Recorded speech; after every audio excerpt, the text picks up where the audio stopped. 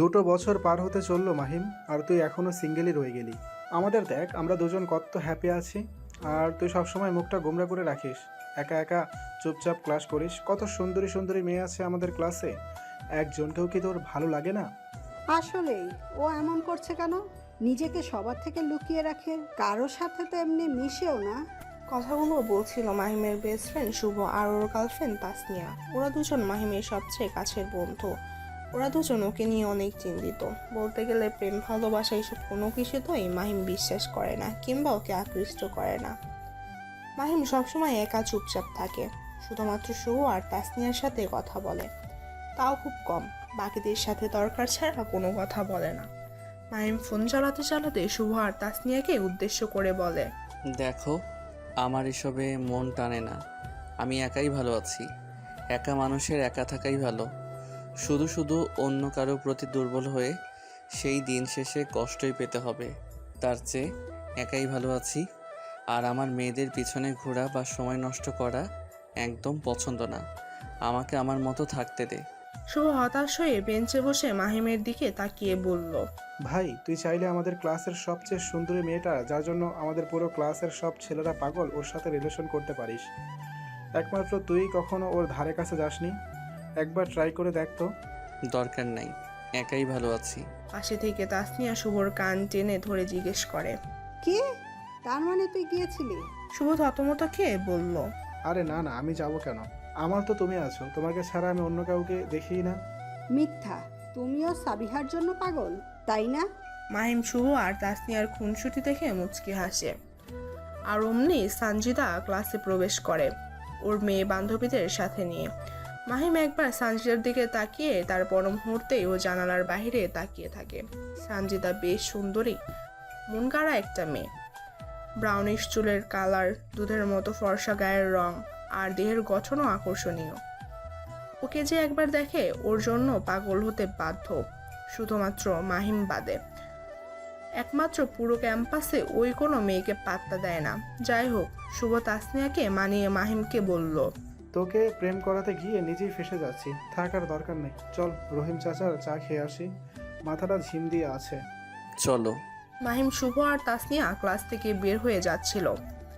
সানজিদার গ্রুপে থাকা একটা মেয়ে সবাইকে উদ্দেশ্য করে বলল, তাসনিয়ার সাথে থাকা ওই ছেলেটাকে দেখেছিস তোরা? কোনটা? ছেলে তো দুইটা। আরে কি নাম জানি। হ্যাঁ, মনে পড়েছে, মাহিম। এই যে চুল বড়, সবসময় চুপচাপ থাকে। ছেলেটা কারোর সাথে মিশে না, কেমন জানি। কেন রে, তোর বুঝি ভালো লাগছে ওকে? আরে না, ভালো তো দূরের কথা, বলতেও ভয় করে। কেমন জানি রাগী আর গম্ভীর হয়ে থাকে। মেয়েগুলোর কথা এতক্ষণ সানজিদা শুনছিল। ওকে উদ্দেশ্য করে ওর একটা বান্ধবী বলে, সানজিদা, তোর কাছে মাহিম ছেলেটাকে কেমন লাগে? বান্ধবীদের কাছ থেকে এমন অপ্রস্তুত প্রশ্ন শুনে সানজিদা একটু বিচলিত হয়, কিন্তু নিজেকে সামলে বলল, আমি খেয়াল করিনি ওকে। তা কিভাবে করবে? তুই তো সারাদিন পড়াশোনা নিয়ে থাকিস। আমাদের ক্লাস টপার তুই, দেখতেও অসম্ভব সুন্দরী। একটা ছেলেকেও পাত্তা দিস না। তোর জন্য ভার্সিটির সব ছেলেরা পাগল, আর তুই কাউকেই পাত্তা দিস না। আচ্ছা, তোর কি কোনো লুকানো বয়ফ্রেন্ড আছে নাকি? হ্যাঁ, সত্যি করে বল। না না, আমার রিলেশন পছন্দ না, এমনিতেই ভালো আছি। আচ্ছা তোরা থাক, আমি লাইব্রেরি থেকে একটা বই নিয়ে আসি। ওকে। সানজিদা লাইব্রেরির দিকে যেতে যেতে ভাবছে, আসলে মাহিম কেমন জানি অদ্ভুত একটা ছেলে। ক্লাসের প্রতিটা ছেলে আমার দিকে তাকায়, আমার সাথে বন্ধুত্ব করতে চায়, কথা বলতে চায়, কিন্তু মাহিম আজ পর্যন্ত কোনো দিন আমার সামনেও আসেনি। এমন ছেলেও হয় নাকি? নাকি তার কাছে আমি সুন্দরীই না, কি জানি। থাক, আর না ভাবি। সানজিদা এরপর লাইব্রেরিতে চলে যায়। এদিকে শুভরা চা খাচ্ছিল। মাহিম হঠাৎ করে শুভকে বলে ওঠে, শোন, কালকে নতুন বাসায় শিফট হচ্ছি, তোরা একটু হেল্প করবি? শুভ চায়ে চুমুক দিতে গিয়েও থেমে গিয়ে বলল, হ্যাঁ হ্যাঁ, অবশ্যই। তাসনিয়া, তোমার কোনো সমস্যা আছে? আসতে পারবে তো? পারবো, কাল তো শুক্রবার, সো সমস্যা হবে না। ঠিক আছে, তো কখন আসবো আমরা সেটা বল। সকাল 8টা-9টার মধ্যে চলে আসিস। শুভ আর তাসনিয়া ঠিক আছে বলল। তাসনিয়া মাহিমকে আবার জিজ্ঞেস করলো, আচ্ছা, নতুন বাসাটা কোথায় নিয়েছিস? এখানে। ওহ, তাহলে তো ভার্সিটি থেকে কাছেই। আঙ্কেল জানে বাসা নিয়েছিস? হুম, ফ্ল্যাটটা সেই কিনে দিয়েছে। শুভ পাশ থেকে আস্তে করে বলল, আচ্ছা মাহিম, তুই চাইলে তো আঙ্কেলের সাথে থাকতে পারিস, তোদের এত বড় বাড়ি আছে, তাও এভাবে। মাহিম কিছুটা রাগী কণ্ঠে বলল। এক কথা বারবার জিজ্ঞেস করবি না, সবই জানিস। যেখানে আমি শান্তি পাই না সেখানে থাকার মানে কি? আর সে ভালোই আছে, তার সেবা করার জন্য অনেক মানুষ আছে। সো আমাকে আমার মতো একা থাকতে দে। শুভ কিছু বলতে যাবে, তাসনিয়া ওর হাত চেপে ধরে ইশারায় চুপ থাকতে বলে। শুভ আর কিছু বলে না। এরপর ওরা ক্লাসে চলে যায়। সেদিন ওভাবেই শেষ হয়। পরের দিন সকালে যথারীতি প্ল্যান অনুযায়ী শুভ আর তাসনিয়া এসে উপস্থিত। ওরা তিনজন মিলে সবকিছু গুছিয়ে ফেলে। তারপর লোকেরা এসে একে একে সব কিছু নিয়ে পিক আপে লোড করে ফেলে।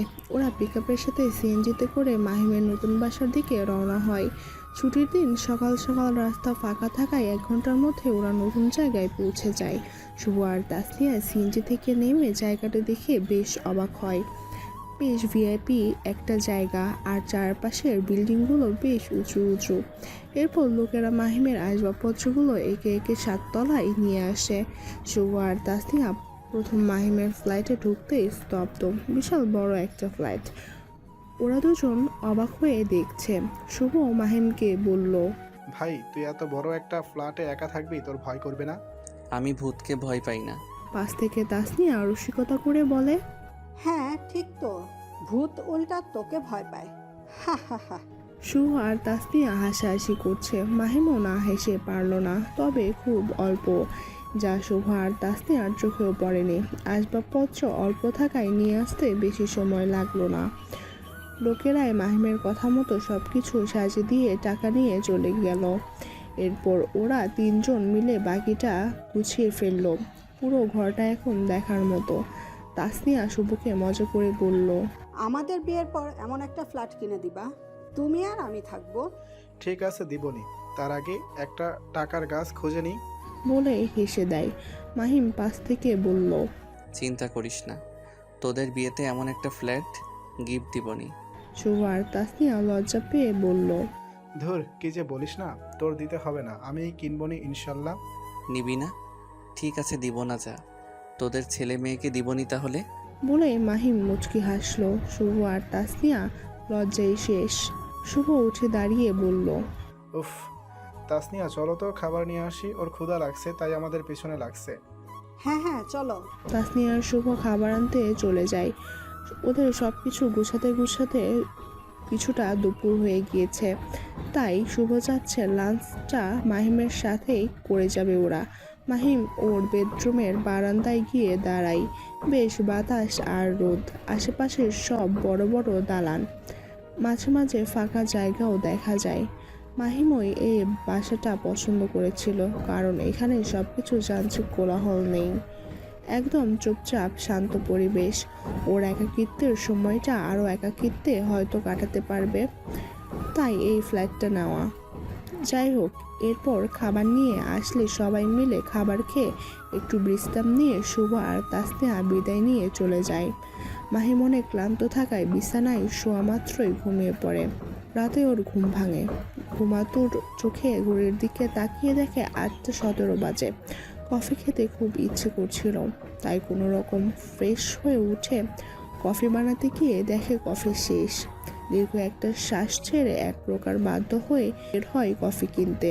কফি কিনে লিফট থেকে বের হয়ে করিডোর থেকে হেঁটে যেই ওর ফ্ল্যাটের সামনে গিয়ে দাঁড়ায় আর চাবি দিয়ে দরজা খুলতে নাই, অমনি মাহিম দেখে ওর পাশের ফ্ল্যাটের দরজায় একটা মেয়ে হাঁ করে ওর দিকে তাকিয়ে আছে। মাহিম ভালো করে তাকিয়ে দেখে মেয়েটা আর কেউ নয়, সানজিদা। ওরা দুজন অবাক হয়ে দুজনের দিকে তাকিয়ে আছে। দুজন ভূত দেখার মতো শকড হয়ে আছে। মাহিম মনে মনে ভাবছে, সানজিদা এখানে কেন, আর সানজিদা ভাবছে মাহিম এখানে কেন। দুজনের মাঝে চরম নীরবতা, কিন্তু সানজিদা এই নীরবতা ভেঙে প্রথমে বলে ওঠে, তুমি এখানে কিভাবে? আমি আজ এখানে শিফট হয়েছি, এটা আমার ফ্ল্যাট। কি শিট! এত অবাক হওয়ার কি আছে? তোমার প্রতি আমার কোনো ইন্টারেস্ট নাই, বাই। বলে মাহিম ওর ফ্লাইটের ভিতরে চলে যায়। গিয়ে সোফার উপর বসে পড়ে আর মনে মনে ভাবে, ভার্সিটির এত মেয়ে থাকতে এই মেয়েটাই আমার প্রতিবেশী হতে হলো। হায় রে, এখানে এসেও শান্তি নাই। মাহিম এসব ভাবছিল। অমনি বেল বেজে ওঠে। মাহিম ভ্রু কুচকে বলে, এখন আবার কে আসলো? ও উঠে দরজা খুলে দেখে সানজিদা রাগান্বিত দৃষ্টিতে ওর দিকে তাকিয়ে আছে। মাহিমও বিরক্ত নিয়ে সানজিদার দিকে তাকিয়ে আছে। দুজনের মাঝে আবার সেই নীরবতা। মাহিম কিছু বলতে যাবে, অমনি সানজিদা ওর বাসার ভিতর ঢুকে পড়ে। মাহিম আশ্চর্য হয়ে সানজিদার পিছনে পিছনে এসে অবাক কণ্ঠে বলে, এ কি বাসার ভিতরে ঢুকছো কেন? সমস্যা কি? সানজিদা বাসার ভেতরে এসে ভালো করে আশেপাশে দেখে মাহিমের দিকে তাকিয়ে বলে, বেশ করেছি। তুমি আমার মুখের উপর তখন দরজা লাগিয়ে দিলে কেন? এটা কেমন ব্যবহার? ভালো করেছি। তুমি যাও এখান থেকে, কেউ দেখে ফেলবে। আর তোমার বাবা মাও বা কেমন এত রাতে একটা মেয়েকে বাসার বাইরে বের হতে দিচ্ছে? বের হও। সানজিদা আস্তে করে বলে, আমাকে কিছু বলার মতো কেউ নেই, যাচ্ছি আমি, কিন্তু এক শর্তে। আবার কিসের শর্ত? আমি যে এখানে থাকি এবং তুমি যে আমার পাশেই থাকো, এটা ভার্সিটির কাউকে বলতে পারবা না। প্রমিস করো। আমার খেয়ে দে কাজ নাই না যে তোমার সম্পর্কে অন্যদের কাছে বলবো? প্রমিস করার কিছুই নেই। তুমি যে এখানে আছো আমি ধরে নিলাম জানিই না। হ্যাপি? এখন যাও। সানজিদা মলিন মুখে মাহিমের দিকে একবার তাকিয়ে চুপচাপ চলে যায়। মাহিম দ্রুত দরজা লাগিয়ে দিয়ে সবার আগে এক গ্লাস পানি খেয়ে নেয়। পানি খেয়ে আবার সোফায় বসে। মাথাটা পুরো হ্যাং হয়ে আছে ওর। কিছুটা সময় নিয়ে নিজেকে শান্ত করে তারপর ভাবে, আচ্ছা সানজিদা এভাবে কেন বললো যে ওকে কিচ্ছু বলার মতো কেউ নেই? তার মানে কি ও আমার মতো একা? না না, এটা অসম্ভব। এই যান্ত্রিক শহরে একটা মেয়ে কিভাবে একা একা থাকবে? না, এবার দ্রুত কফিটা বানিয়ে খাই, না হলে মাথা খারাপ হয়ে যাবে। অন্যদিকে সানজিদা ওর ফ্ল্যাটে গিয়ে চুপচাপ বসে আছে। ও কল্পনাও করেনি ক্লাসের সবচেয়ে অদ্ভুত ছেলেটা, যে ওকে একদমই পছন্দ করে না, সে ওর প্রতিবেশী হবে। ও ভয়ে আছে যদি মাহিম ক্লাসের কাউকে ওর এখানে থাকার কথা বলে দেয়, তাহলে তো ও অনেক বড় সমস্যায় পড়ে যাবে। আবার মাহিমের আচরণ দেখে ওর মনে হচ্ছে না, মাহিম কাউকে কিছু বলবে না। সানজিদার মনটা আবারও বেশি খারাপ হয় মাহিমের আচরণ দেখে। আজ পর্যন্ত কোনো ছেলে ওর সাথে এমন আচরণ করেনি। ও বুঝতেই পারছে না মাহিম এমন কেন। সানজিদা এইসব ভাবতে ভাবতে অনেক সময় পার করে দেয়। পরের দিন সকালে মাহিমের ঘুম থেকে উঠে ফ্রেশ হয়ে বারান্দায় যায় কফি খেতে।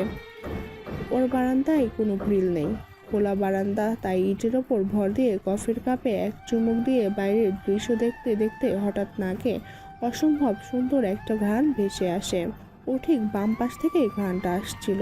মাহিম বাম পাশে তাকাতেই স্তব্ধ হয়ে যায়। মাহিম দেখে রোদেলা আকাশের সূর্যের কিরণে ঝলমলিয়ে সানজিদা ওর ঘন কালো লম্বা চুলগুলো ছেড়ে দিয়ে ঠিক ওর পাশের বারান্দায় দাঁড়িয়ে আছে। সম্ভবত ভিজে চুলগুলো শোকাচ্ছে। মাহিম এই দৃশ্য দেখে হা করে তাকিয়ে আছে। সানজিদাকে অসম্ভব সুন্দরী লাগছিল। ও চুল মুছতে মুছতে হঠাৎ করে ডান দিকে তাকাতেই মাহিমের সাথে ওর চোখাচোখি হয়। সানজিদা ভীষণভাবে লজ্জা পায় মাহিমকে দেখে। এদিকে মাহিম বেচারা হা করে তাকিয়েই আছে।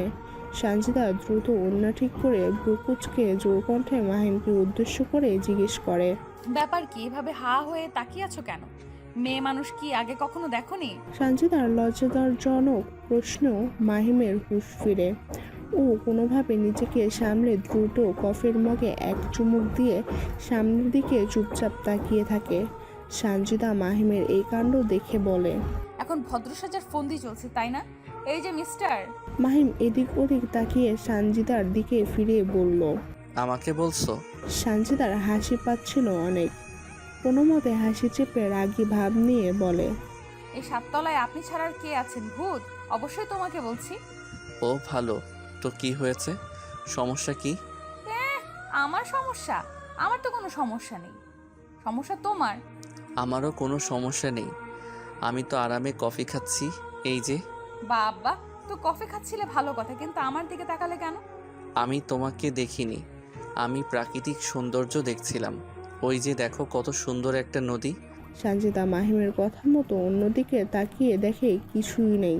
ও রাগ করে যে আবার মাহিমের দিকে তাকায়, দেখে মাহিম নেই, মানে পালিয়েছে। সানজিদা আবার হেসে দেয়। ও চুলগুলো মুছতে মুছতে মাহিমের কথা ভাবছে আর হাসছে। এমন অদ্ভুত ছেলে ও আগে কখনো দেখেনি। মাহিমুর রুমে এসে বুকে হাত দিয়ে দাঁড়িয়ে আছে। বেশ ভালোই হার্টবিট হচ্ছে। বেচারা জীবনের প্রথম এমন লজ্জাজনক পরিস্থিতিতে পড়েছে। ওর মনে মনে বলে, মাহিম, এই মেয়ে খুব ডেঞ্জারাস, এর থেকে দূরে থাকতে হবে তোকে। উফ, কেউ এতটা সুন্দরী কিভাবে হয়? আমি তো মনে হয় ওর দিকে আর তাকাতেই পারবো না। এরপর মাহিম রেডি হয় ভার্সিটি যাওয়ার জন্য। একা থাকার কারণে সকালের নাস্তাটাও করতে পারে না, কারণ কে বা বানিয়ে দিবে ওকে। সবসময় না খেয়ে ভার্সিটিতে যায় ও। আজও তার ব্যতিক্রম হলো না। যাই হোক, এরপর মাহিম কিচেনে গিয়ে একবার চেক দিয়ে সব কিছু অফ করে বাসায় বাইরে এসে চাবি দিয়ে লক করে যে লিফটের দিকে যাবে, অমনি সেই সকালের ঘ্রাণ ও পায়। মাহিমের হার্টবিট বেড়ে যায়। ও একটু থেমে পিছনে তাকাতেই দেখে সঞ্জিতা খুব সুন্দর মিষ্টি কালারের একটা ড্রেস পরেছে। অসম্ভব সুন্দরই লাগছিল ওকে। ওদের দুজনের আবার চোখাচোখি হয়। মাহিম এক ব্লক সঞ্জিতাকে দেখে দ্রুত লিফটের কাছে চলে যায় নিচে নামার জন্য, কিন্তু লিফট এখনো 11 তলায় আছে। তাই মাহিমকে বাধ্য হয়ে অপেক্ষা করতে হয় লিফটের সামনে। এর মধ্যে ওর পাশে এসে সঞ্জিতা দাঁড়ায়। সঞ্জিতা মাহিমকে দেখে মনে মনে একটু লজ্জা পাচ্ছিল। এই প্রথম এত কাছ থেকে মাহিমকেও দেখছে। ভার্সিটিতে খুব কম মাহিমকে দেখা যায়। কেমন জানি নিজেকে গুটিয়ে রাখে। মাহিম দেখতে বেশ লম্বা, শ্যামলা গায়ের রং, সিল্কি চুল, একটা নায়ক নায়ক ভাব আছে।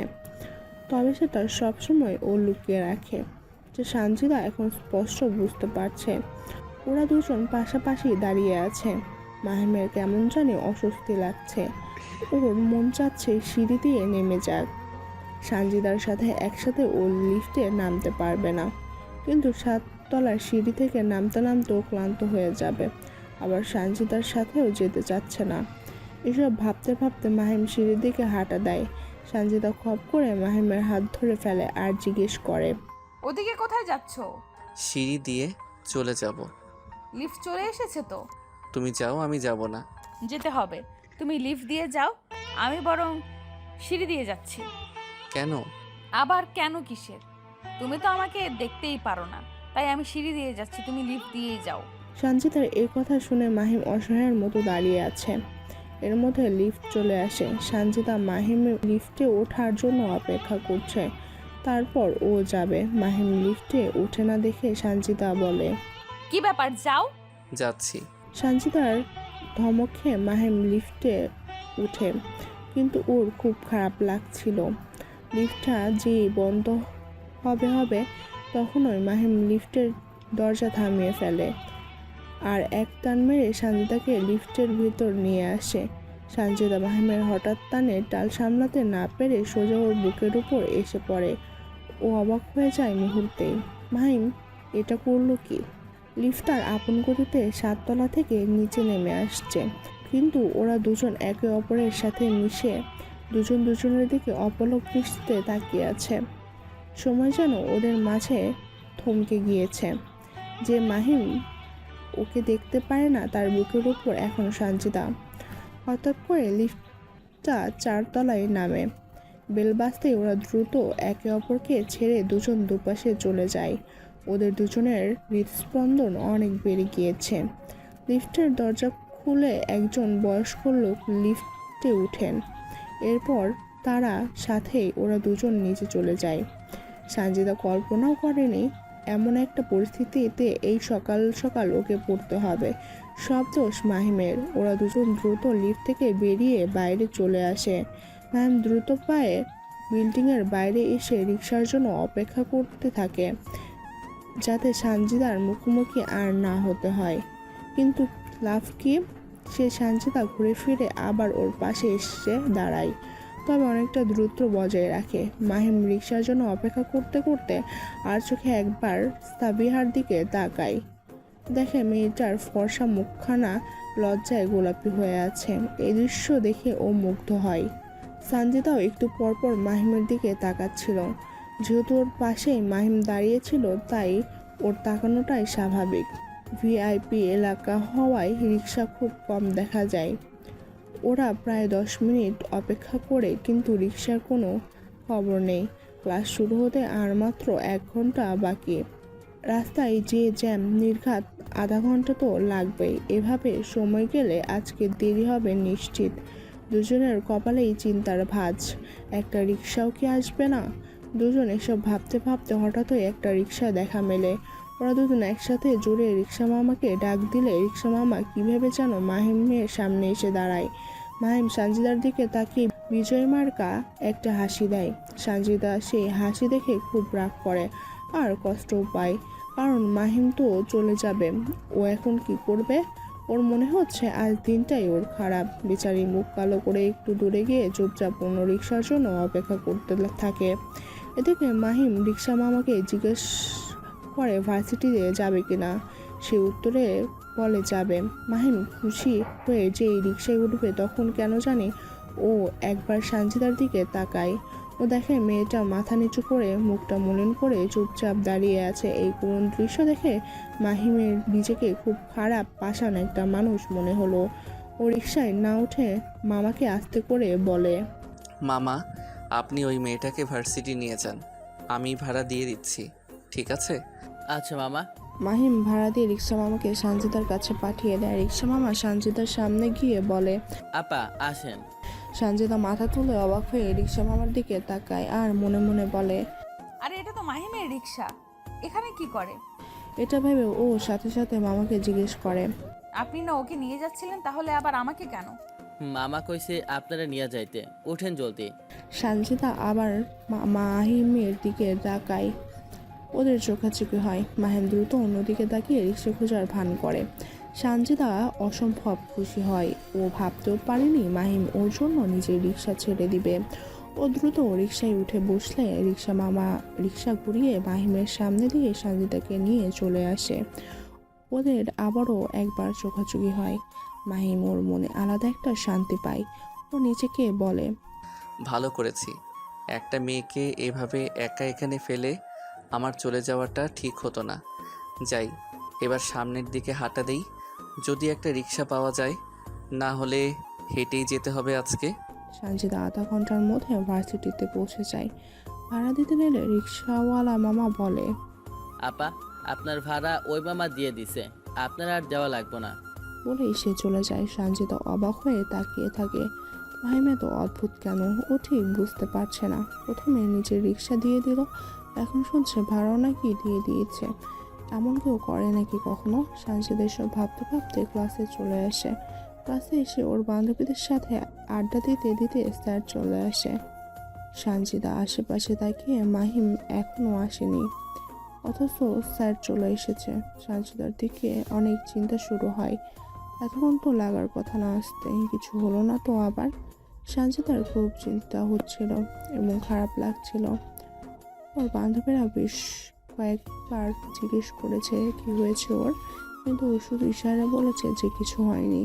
সানজিদার মন চাচ্ছিল মাহিমকে একটা কল দিবে, কিন্তু মাহিমের নাম্বারটা ওর কাছে নেই। চিন্তায় অস্থির হয়ে যাচ্ছে মেয়েটা। ঠিক এমন সময় ক্লাসের মেন গেট থেকে আওয়াজ আসে, স্যার আসতে পারি? ক্লাসের সবাই মাহিমের দিকে তাকিয়ে আছে, আর সানজিদা ওকে দেখে যেন প্রাণ ফিরে পায়। স্যার একটু কথা শুনে ভিতরে আসার অনুমতি দেয়। মাহিম ক্লাসে ঢুকে পিছনে এসে বসতে যাবে, তখন সানজিদার সাথে ওর আবার চোখাচোখি হয়। সানজিদার চোখ দেখে মনে হলো সানজিদা ওর কাছে ক্ষমা চাচ্ছে। মাহিম চুপচাপ এসে শুভ আর তাসনিয়ার পাশে বসে। শুভ আস্তে করে জিজ্ঞেস করে, কিরে ভাই, আজ তোর এত দেরি হলো কেন? রাস্তায় অনেক জ্যাম ছিল আর রিক্সাও পাচ্ছিলাম না নতুন জায়গায়। কাল থেকে আরও আগে বের হতে হবে দেখছি। ও, বলে রাখা ভালো যে সানজিদাও প্রতিদিন আগে আগে বের হয়, কিন্তু গতকাল রাতে ঠিকমতো ঘুম হয়নি বলে আজকে সকালে একটু লেট হয়ে বের করে হয়েছিল। ওরও দেরি হতো যদি মাহিম তার নিজের রিক্সাটা ওকে দিয়ে দেওয়ার সানজিদা ঠিক সময় এসে পৌঁছতে পারে, কিন্তু মাহিম পারেনি। যাই হোক, এরপর একটা না দুটো ক্লাস হয়ে ব্রেক দেয়। তাসনিয়া বলে ওঠে, তুই তো নাস্তা করিস না এত সকালবেলা, তাই তোদের জন্য স্যান্ডউইচ বানিয়ে এনেছি, চল ক্যান্টিনে বসে খাবি। তোদের মাঝে আমাকে টানছিস কেন? যা, তোরা একসাথে বসে খা, আমার ক্ষুধা নেই। তাসনিয়া শুভকে ইশারা করে শুভ জোর দিয়ে বলে, দোস্ত আজেরা কথা বলিস না তো। দেখ ও কত কষ্ট করে আমাদের খাওয়াবে বলে বানিয়ে এনেছে, প্লিজ না করিস না। না হলেও কষ্ট পাবে। চল প্লিজ। মাহিম শুভর দিকে তাকিয়ে আবার তাসনিয়ার দিকে তাকায়। তাসনিয়া অসহায় মুখ করে থাকে। রৌনক বড় একটা নিঃশ্বাস ছাড়ে। তোরা আর ভালো হবি না, ঠিক আছে চল। তাসনিয়া খুব খুশি হয়। এরপর ওরা তিনজন ক্যান্টিনে চলে যায়। সানজিদা ওদের দেখে দুইটা বেঞ্চ সামনে বসায় ও কান পেতে এতক্ষণ সব শুনছিল। সানজিদার মনটা অজান্তেই খারাপ হয়ে যায়। ওর পেছনে একটা বড় কারণ আছে। সানজিদাও কিছুক্ষণ পর ওর বান্ধবীর বলে ক্লাসের বাইরে চলে আসে। এসে লুকিয়ে লুকিয়ে ক্যান্টিনের দিকে আসে। এসে দেখে মাহিম, শুভ আর তাসনিয়া হাসি মজা করে নাস্তা করছে। তাসনিয়া মাহিমকে নিজ হাতে একটু খাইয়ে দিল। মাহিম অনেকবার না করলেও শেষ পর্যন্ত তাসনিয়া ওকে খাইয়ে দেয়। সানজিদা এসব আড়ালে লুকিয়ে দেখছিল। কখন যেন অজান্তেই ওর চোখ দিয়ে দুফোঁটা অশ্রু গড়িয়ে পড়ে। মাহিম খেতে খেতে হঠাৎ সামনের দিকে তাকালে এক ঝলক সানজিদাকে দেখে। সানজিদা মুহূর্তে নিজেকে লুকিয়ে ফেলে এবং দ্রুত ওয়াশরুমের দিকে চলে যায়। মাহিম দ্রুত উঠে এসে চেক করে যে সানজিদা ছিল কিনা, কিন্তু ও আস্তে আস্তে সানজিদা চলে গিয়েছিল, তাই ও আর কাউকে দেখে না। কিন্তু ওর মনে হলো ও স্পষ্ট সানজিদাকে দেখেছে। ও আবার শুভ আর তাসনিয়ার কাছে গিয়ে বসে। শুভ অবাক হয়ে জিজ্ঞেস করে, কিরে কি হলো হঠাৎ? তাসনিয়াও অবাক হয়ে জিজ্ঞেস করে, কি রে ভাই, কি হলো? এভাবে দৌড় দিলি কেন? কোনো সমস্যা? না না, এমনি। বাদ দে, তাড়াতাড়ি খাওয়া শেষ কর, ক্লাসে যেতে হবে। ওকে, তোর যে মাঝে মাঝে কি হয় আমরা বুঝি না। নারীহীনতা এই অবস্থা আমার ভাইটার। হা হা হা। একদম ঠিক বলেছো তুমি। শুভ আর তাসনিয়া হাসাহাসি করছিল।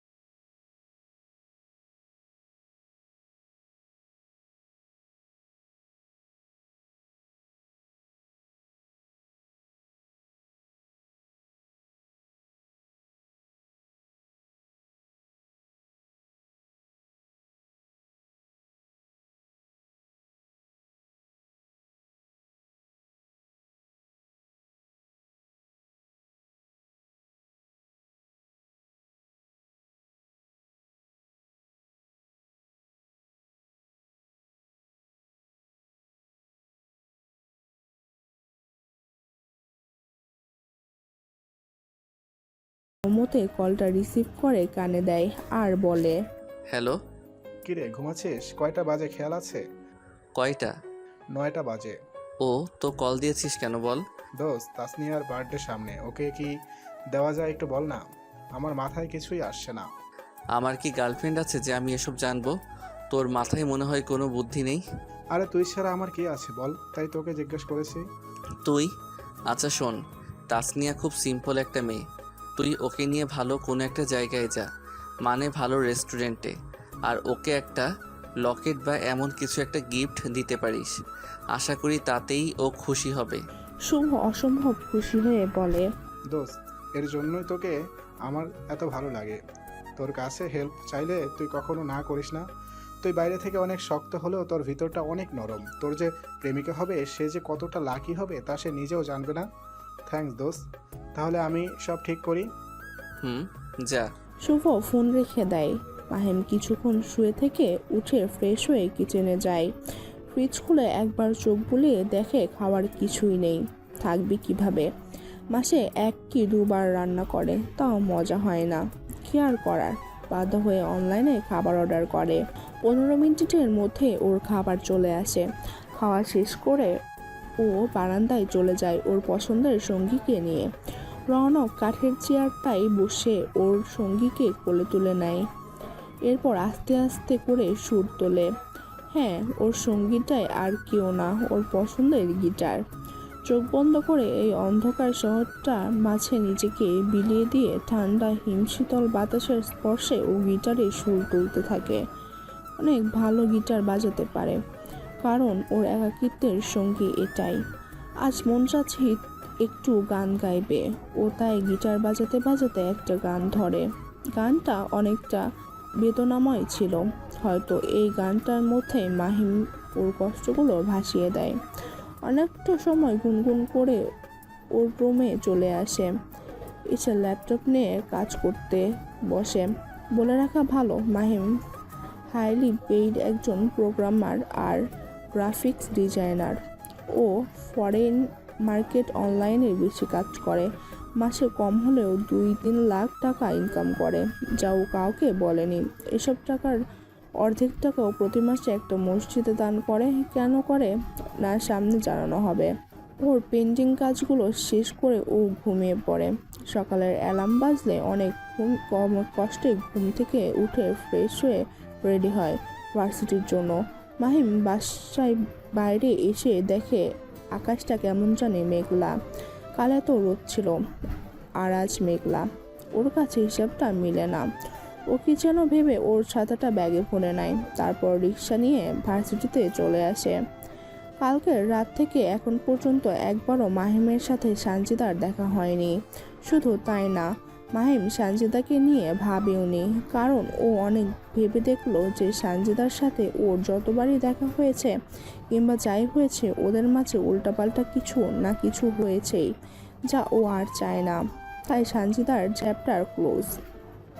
রহস্য উদ্ঘাটন করে কোনো লাভ হবে না। তাই সব কিছু মিলিয়ে অন্যদের মতো সানজিদাকেও বাদের খাতায় ফেলে দিয়েছে।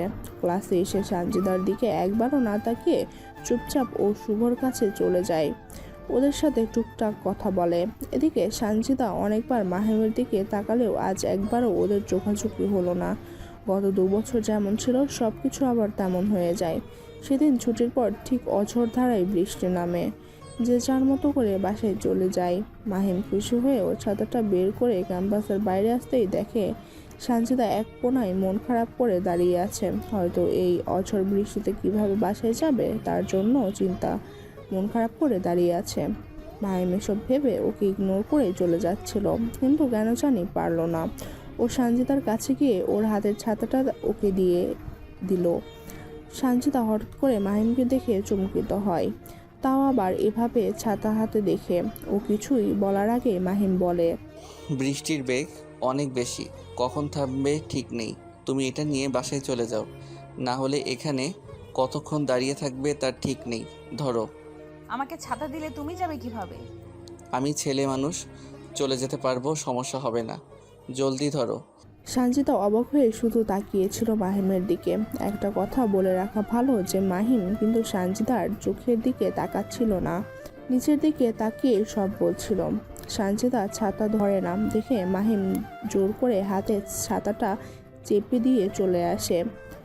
সানজিদাকে কিছু বলতেও দেয় না। সানজিদা অবাক হয়ে শুধু মাহিমের দিকে তাকিয়ে থাকে, কখন যেন ভিড়ের মাঝে হারিয়ে যায়।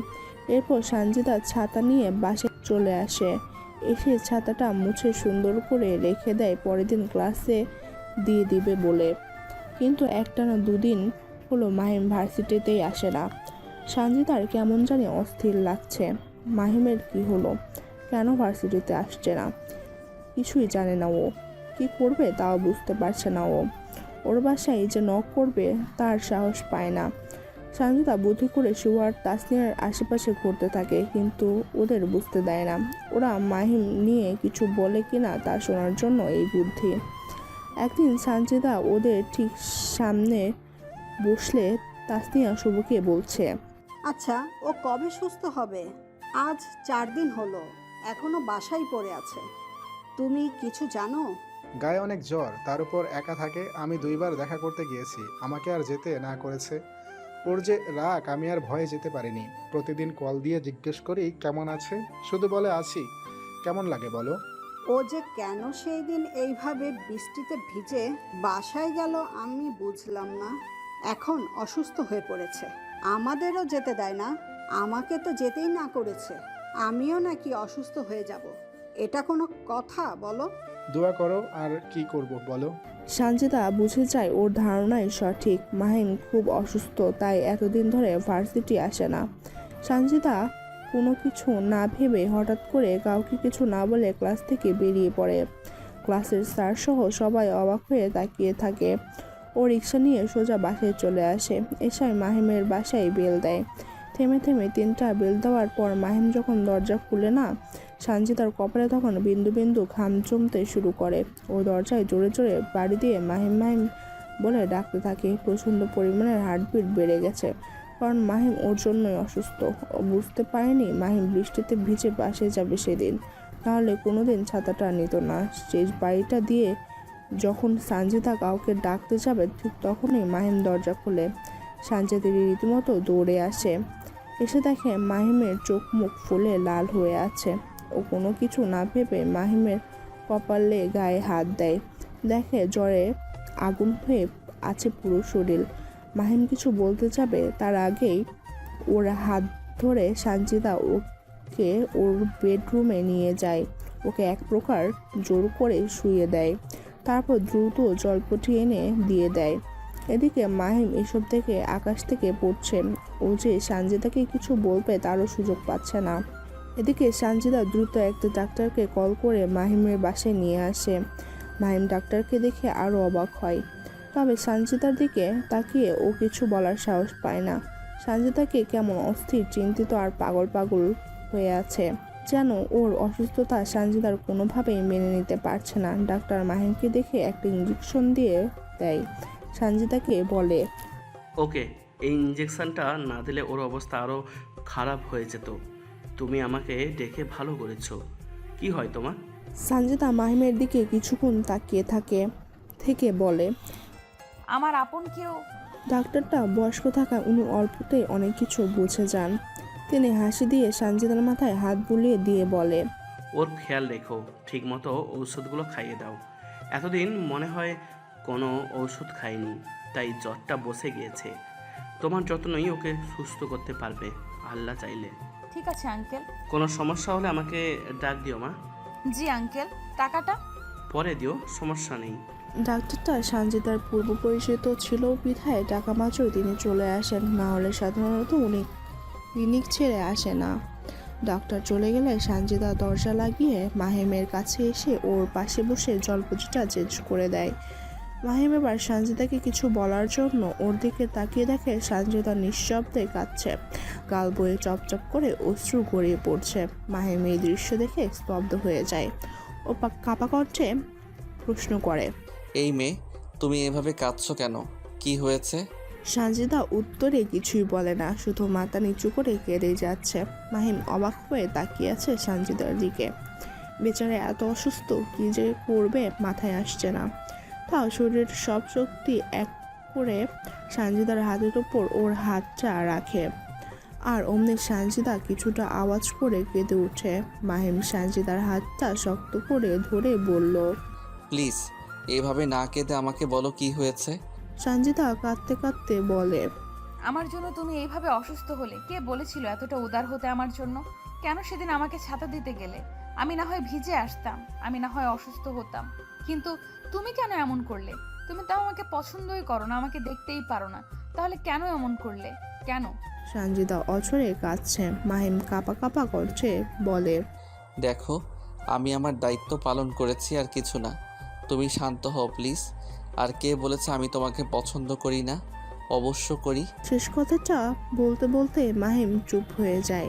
সানজিদা কান্না থামিয়ে দেখে মাহিম চোখ বন্ধ করে আছে, মানে ইলেকশনের জন্য ও ঘুমিয়ে পড়েছে। সানজিদা দ্রুত চোখ মুছে মাহিমের গায়ে কাঁথা দিয়ে ঢেকে দিয়ে ওর কপালে জলপট্টি দিতে থাকে। সানজিদা এই প্রথম কোনো ছেলেকে এতটা কাছ থেকে দেখছে।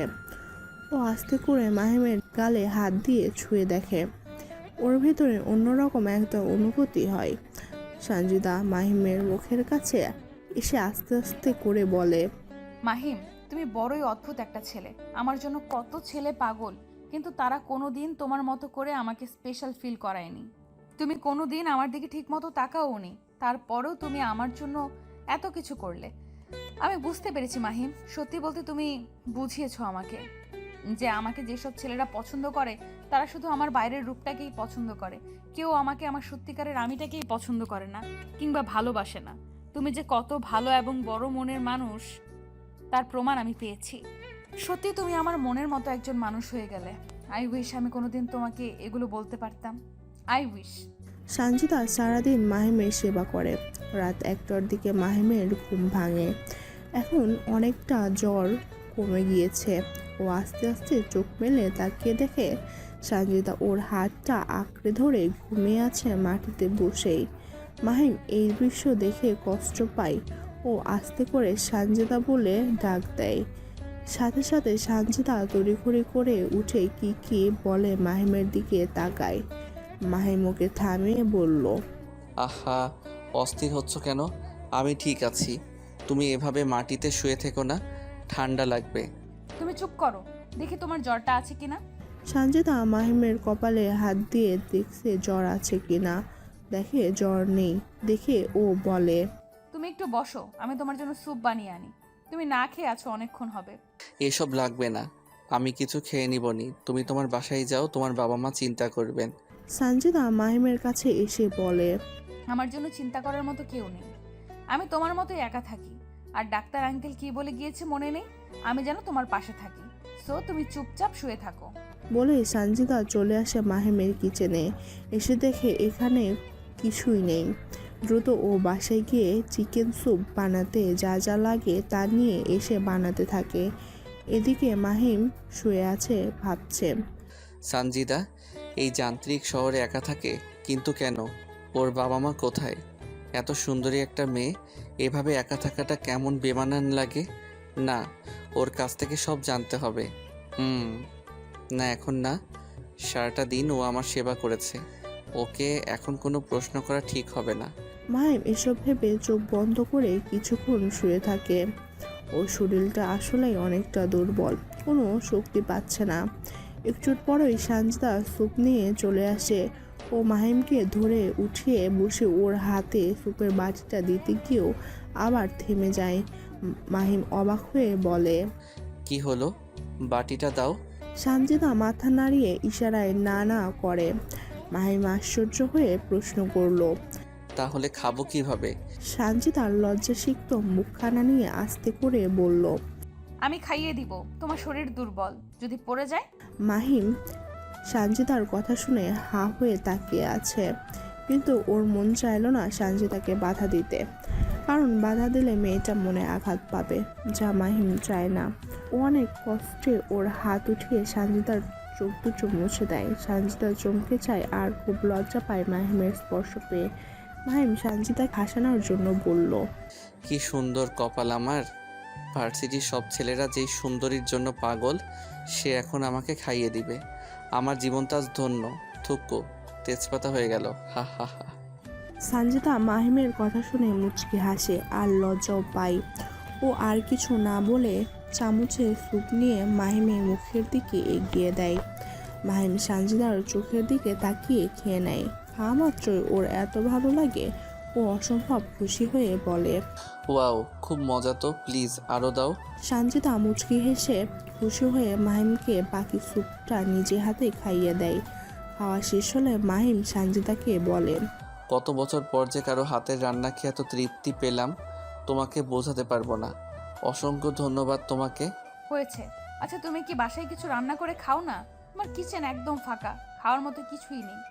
আসলে আমি তো রান্না জানি না, মাসে একবার ইউটিউব দেখে রান্না করি, কিন্তু তা খেতে আমার অবস্থা খারাপ হয়ে যায়, তাই বাধ্য হয়ে বাইরে খাই। তাহলে কি খাও সারাদিনে তুমি? তেমন কিছু না, সকালে তো খাইই না। ভার্সিটি গিয়ে 1 কাপ চা আর পাউরুটি খাই। মাঝে মাঝে তাসনিয়া কিছু নিয়ে আসে, সেটা খাই। আর রাতে কখনো পিৎজা, কখনো পাস্তা, আবার কখনো কফি খেয়েই ঘুমিয়ে পড়ি। মাহিমের কথা শুনে সঞ্জিদা আকাশ থেকে পড়ে। ও অবাক কণ্ঠে বলে, এগুলো কোনো খাবার হলো?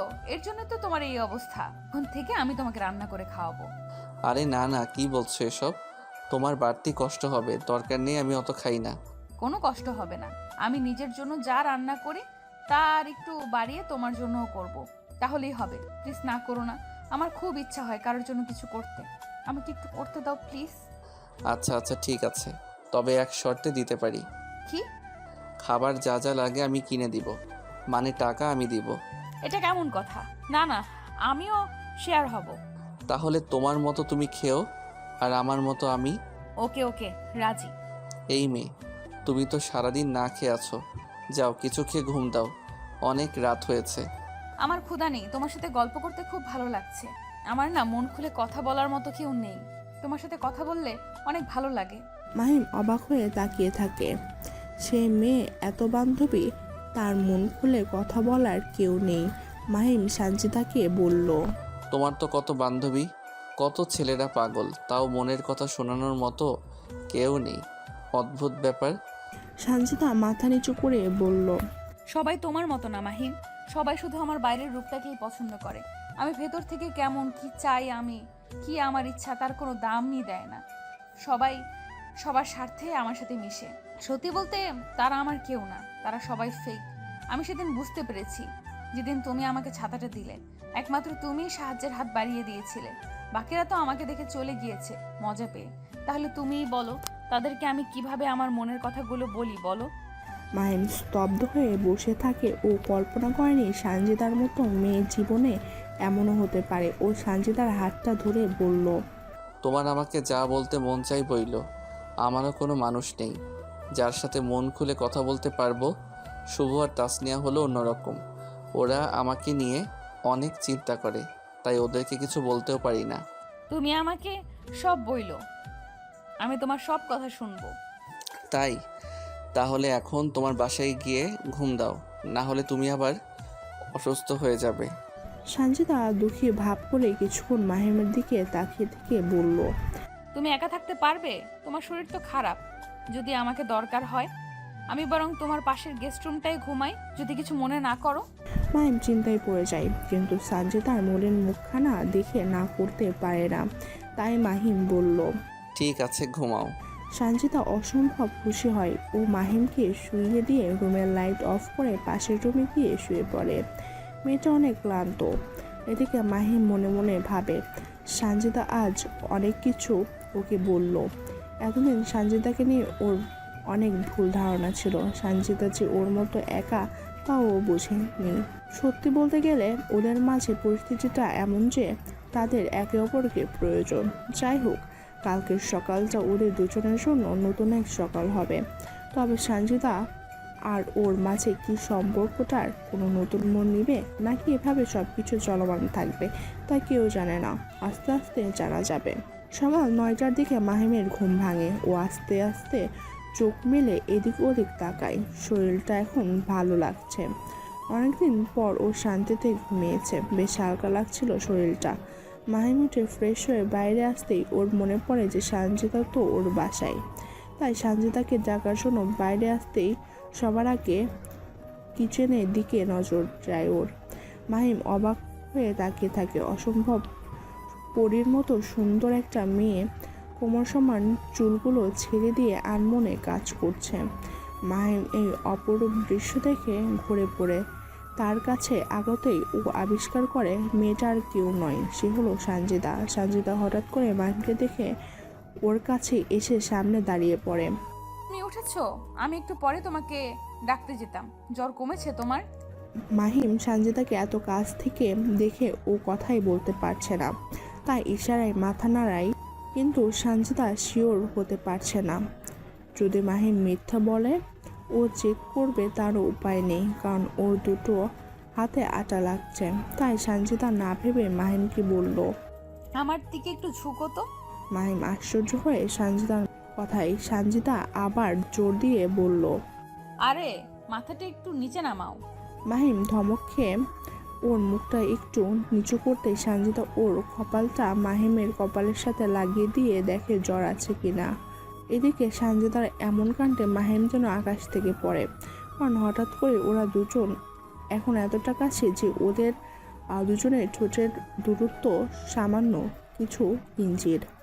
মাহিম তো পুরো শকড।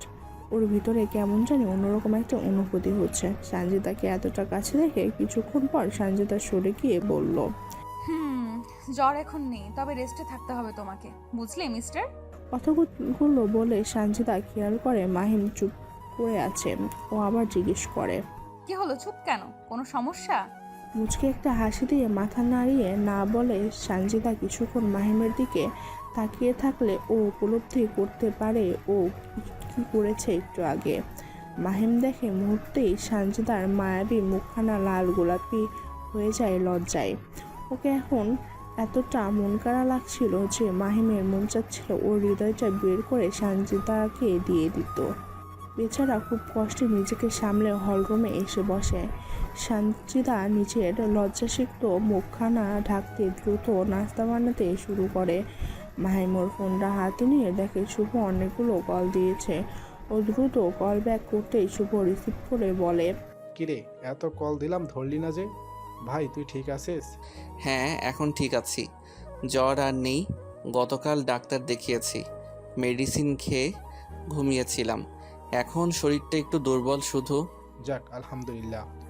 চিন্তা করিস না, কালকে ভার্সিটি আসবো। ও তাহলে তো ভালোই। এদিকে জানিস কি হয়েছে? কি? তুই তো ক্লাসে আসিস না কতদিন হলো। তার উপর গতকাল ওই যে একটা মেয়ের কথা বলেছিলাম সঞ্জিতা আর কি, ও চলন্ত ক্লাসের মধ্য থেকে চলে গেছে। আজকেও আসেনি। স্যার আমরা সবাই অবাক হয়ে গেছি। কি যে হলো ওর কিছুই বুঝলাম না।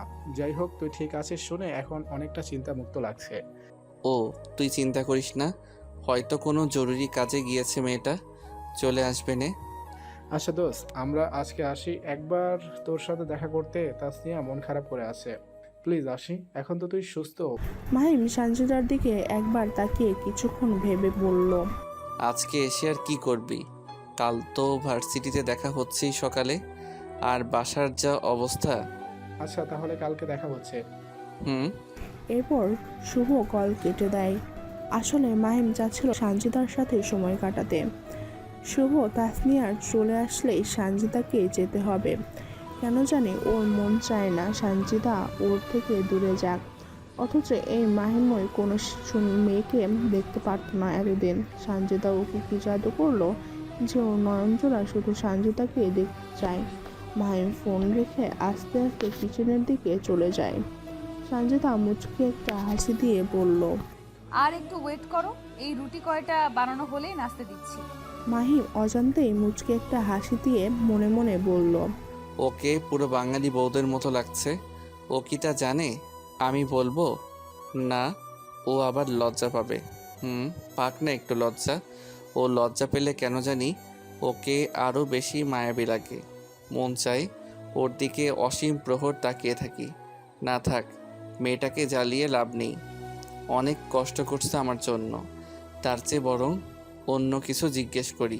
মাহিম যখন মনে মনে এসব ভাবছে তখন সঞ্জিতা মনে মনে বলছে, ইয়েস মাহিম এখানে দাঁড়িয়ে আছে কেন? আমার অসম্ভব নার্ভাস লাগছে। ওর চাহনিগুলো এত নেশাকাতর কেন? আমাকে অস্থির করে দেয়। ওকে আমাকে কিছু বলতে চায়, জিজ্ঞেস করব আমি কি বলতে চাই। করি, না হলে এইভাবে তাকিয়ে থাকলে আমি লজ্জায় পাগল হয়ে যাব। সঞ্জিতা মাহিমকে কিছু আর বলতে যাবে তার আগেই মাহিম জিজ্ঞেস করলো, আচ্ছা, আপনি নাকি চলন্ত ক্লাসে স্যারের সামনে হঠাৎ করে চলে এসেছেন, এটা কি সত্য? সঞ্জিতা জিহ্বায় কামড় দিয়ে মাথা নিচু করে মাথা নাড়িয়ে হ্যাঁ বলে।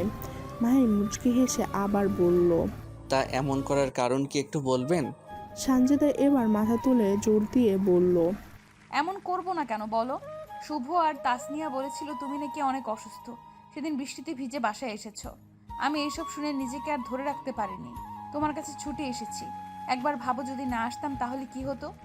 মাহিম এবার মাথা নিচু করে কিছুক্ষণ চুপ থেকে আস্তে করে বলল, কি আর হতো, হয়তো তোমাদের ছেড়ে অনেক দূরেই চলে যেতাম। এই একাকিত্ব জীবনের সমাপ্তি করত, ভালোই হতো তাই না? কথাগুলো শেষ করে মাহিম যে সঞ্জিতার দিকে তাকায় ও দেখে সঞ্জিতা অঝরে কাঁদছে। মাহিম এই দৃশ্য দেখে স্তব্ধ হয়ে যায়। তাও কোনো রকম নিজেকে সামলে সঞ্জিতাকে জিজ্ঞেস করলো, এই কি এভাবে কাঁদছো কেন, কি হয়েছে? সঞ্জিতা কাঁদতে কাঁদতে বলল, তুমি এসব কি বললে? কেন বললে? এগুলো কেমন কথা? বলে আবারও জোরে কান্না শুরু করে। মাহিম কি করবে না ভেবে পাচ্ছে না, তাই আর কোনো উপায় না পেয়ে সানজিদার হাত ধরে একটানে ওকে ওর বুকের সাথে জড়িয়ে ধরে। সানজিদা মাহিমের বুকে আসা মাত্রই ওর কান্না থেমে যায়। মাহিম ওকে বুকের সাথে শক্ত করে জড়িয়ে ধরে বলছে, বোকা মেয়ে এভাবে কেউ কান্না করে? আচ্ছা সরি, আর কখন এসব বলবো না। তুমি প্লিজ কান্না করো না, তোমাকে কাঁদাতে চাই না আমি। তুমি হলে আমার জীবনে এমন একটা মানুষ যার চোখে অশ্রু আমি কখনো দেখতে চাই না। খুব কষ্ট হয় আমার। কোনো দিন ভাবিও নি আমি কোনো মেয়ের সংস্পর্শে আসব, কিন্তু দেখো ভাগ্য আমাদের আজ কোথায় নিয়ে এসেছে। আমি সরি। সানজিদা আর না পেরে মাহিমকে নিজের সাথে শক্ত করে জড়িয়ে ধরে বলল, তুমি আজ থেকে একা নও। আজ থেকে তোমার পাশে আমি আছি। রাখবে আমাকে? অবশ্যই রাখবো, তবে সানজিদা মাহিমকে ছেড়ে অবাক হয়ে জিজ্ঞেস করে, তবে আবার কি? তুমি তো আমার সম্পর্কে কিছুই জানো না। আমার কিছু অতীত আছে, তুমি কিভাবে তা নিবে আমি জানি না। আমি সানজিদা কিছুক্ষণের জন্য স্তব্ধ হয়ে থাকে। ওর খুব ভয় করছে। সব কিছু তো সুন্দরভাবে যাচ্ছিল, হঠাৎ কি বললো এটা মাহিম? কেমন অতীত আছে ওর? সানজিদা কাঁপা কাঁপা কণ্ঠে বলল, আমাকে বলবে তোমার সব অতীতের কথা? আমি শুনতে চাই। এখন না, আগে নাস্তা করি চলো, তারপর সব বলবো। ঠিক আছে, তুমি বসো, আমি নাস্তা দিচ্ছি। না, একসাথে খাবো, আসো। ওকে। তারপর ওরা একসাথে নাস্তা করে নেয়। নাস্তা শেষ করে মাহিম হলরুমে এসে সোফার উপর চুপচাপ বসে থাকে। সানজিদার হার্টবিট বেড়ে যাচ্ছে ক্রমশ। প্রায় ও দ্রুত হাতের কাজ শেষ করে 2 কাপ কফি বানিয়ে মাহিমের কাছে চলে আসে। 1 কাপ মাহিমকে দিয়ে সানজিদা ওর সামনে বসে বলল, এখন বলো, আমি শুনতে চাই সব। মাহিম এক চুমুক কফি খেয়ে বলল, আমি যখন কলেজে পড়ি তখন আমার আপন মা মারা যান। বাস্তব জীবনটা আসলে কেমন সেদিন থেকে বুঝতে শুরু করি। আমার আপন বাবা থেকেও যেন না থাকার মতো ভান করছিল। আমি একা হয়ে যাই হঠাৎ করে। মাকে প্রচণ্ড ভালোবাসতাম। সে সবসময় আমাকে আগলে রাখতো, আমাকে অনেক যত্ন করত। বাবার আচরণ তখন স্বাভাবিকই ছিল, কিন্তু মা মারা যাবার পর বাবা আমার সাথে দরকার ছাড়া কথা বলে না। মাসে মাসে শুধু টাকা দেয়। টাকা দিয়ে হয়তো ভালো থাকা খাওয়া পড়া যায়, কিন্তু টাকা দিয়ে সত্যিকারের সুখ, সঙ্গ, ভালোবাসা কিংবা একাকিত্ব দূর করা যায় না। তার জন্য আপন মানুষদের পাশে দরকার হয়। আমি সব হারিয়ে ফেলি। মা মারা যাবার 1 বছরের মাথায় বাবা আরেকজনকে বিয়ে করে। আমি সেদিন বুঝে যাই আমার আপন বাবা আমার মাকে কোনোদিন ভালোই বাসেনি। বাবা আমার কাছে একবার জিজ্ঞাসা করেনি আমি নতুন মা চাই কিনা। সত্যি বলতে সে তো আমার সাথে কথা বলাই ছেড়ে দিয়েছে। আমি না সেখানে আর থাকতে পারি না। মায়ের স্মৃতি আর ওদের ওসব আমাকে অসম্ভব পরিমাণে ডিপ্রেশনে ফেলে দেয়। তাই আমি একদিন বাবাকে বলে নিজে আলাদা থাকার কথা জানাই। সে শুধু বলে যা ইচ্ছা কর। আমি একটা বাসা ভাড়া নিই, সেখানেই এতদিন একা একা ছিলাম। বাবা কোনোদিন আমাকে তার কাছে ডাকেনি। আমি বুঝে যাই যে সে আর আমাকে চায় না, যেমন আমার মাকেও চাইনি। আমি ফ্রিল্যান্সিং শেখা শুরু করি, কারণ আমি বুঝে গিয়েছিলাম আমার টাকার দরকার হবে সামনে। 6 মাসে কাজ শিখে কাজ শুরু করি। বাবাকে জানিয়ে দিলাম তাকে আর আমাকে টাকা দিতে হবে না। আজ আমি মাসে 2-3 লাখ, আবার কখনো তারও বেশি টাকা আয় করি ফ্রিল্যান্সিং থেকে। তাই সিদ্ধান্ত নিলাম নিজেই একটা ফ্ল্যাট কিনব। কথাটা কিভাবে যেন বাবার কানে যায়। সে হঠাৎ করে একদিন আমাকে ডাক দিয়ে এখানে নিয়ে আসে আর বলে এই ফ্ল্যাটটা পছন্দ হয় কিনা। আমি হ্যাঁ বললে সে সাথে সাথে এটা আমাকে কিনে দেয়। চাবিটা আমার হাতে দিয়ে বাবা কি বলেছিল জানো? কি? আজ থেকে তুই তোর জীবন নিয়ে থাক।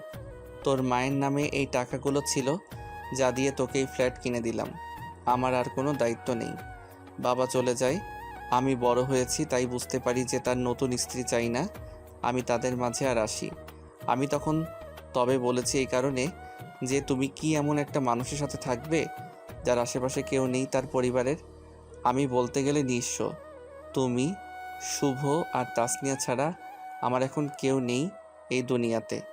এমন একটা মানুষের সাথে জীবন জড়িয়ে তোমারই হয়তো ক্ষতি হবে। তাই বলছি ভেবে দেখো। সানজিদার চোখ বেয়ে চপচপ করে অশ্রু গড়িয়ে পড়ছিল।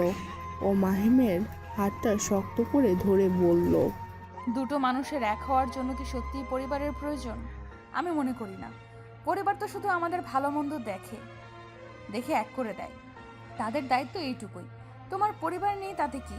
আমারও তো কেউ নেই। আমরা দুইজনই একা। আমি জানি একা থাকার কষ্টটা। তোমার সাথে থাকার জন্য আমাকে এক মুহূর্তও ভাবতে হবে না, কারণ তুমি হলে আমার মনের মতো একটা মানুষ। আমার যেমন কেউ নেই, তেমনি তোমারও তো কেউই নেই। এর চেয়ে ভালো আর কি হতে পারে বলো? আমাদের ভাগ্যটা হয়তো একসাথেই লেখা ছিল, তুমি হয়তো জানো না, কিন্তু আমি সেই প্রথম দিন থেকেই তোমাকে পছন্দ করি, কারণ তুমি একমাত্র ছেলে যে আমার রূপে অন্ধ হয়ে আমার পেছনে পেছনে ঘুরতে না। আর যেদিন প্রথম তোমার সাথে আমার দেখা হয়, সেদিনও আমি তোমার চোখে আমাকে একটা সাধারণ মেয়ের মতোই দেখেছি। আমি সব সময় মনে মনে এমন কাউকেই চাইতাম যে সে যেন আমাকে ভালোবাসে, আমার ভেতরটাকে ভালোবাসে, আমার আমিটাকে সে বোঝে। সে যেন আমার বাইরের রূপে বিভোর হয়ে আমাকে পছন্দ না করে, কারণ বাইরের এই রূপ 2 দিনের। তুমি ঠিক তেমনই একটা ছেলে মাহিম। আমি তোমাকে চাই। আমি আর অপেক্ষা করতে পারবো না। আমার শুধু তোমাকেই চাই। আমাদের এক হওয়ার জন্য কোনো পরিবার লাগবে না। আমরা একাই একে অপরের জন্য যথেষ্ট। তোমার কেউ নেই মানে? বাবা মা কোথায় তা তো বললে না। আমার বাবা মা অ্যাক্সিডেন্টে মারা গিয়েছে আমি যখন ক্লাস 9-এ পড়ি তখন। আমার মামা খালারা আমাকে বড় করেছেন। আমার বাবা মার অনেক টাকা ছিল, সেই টাকা দিয়ে এত বড় হয়েছি। আর এই ফ্ল্যাটটা মামারা আমাকে কিনে দিয়েছেন থাকার জন্য। তারাও তো দায়িত্ব শেষ করে যে যার মতো আছেন। তোমার হাত খরচ বা শপিংয়ের টাকা কিভাবে পাও? আমাদের আগের বাসা ভাড়া দেওয়া হয়েছে, সেইখান থেকে যা টাকা আসে তা দিয়েই চলে যায়। আমার বাবা মা অনেক ভালো ছিলেন। তারা আমার জন্য অনেক কিছু রেখে গিয়েছেন। তাদের দোয়া আর আল্লাহর ইচ্ছায় বেঁচে আছি। তাই আমি চাই তুমিও ভালো থাকো আমার সাথে।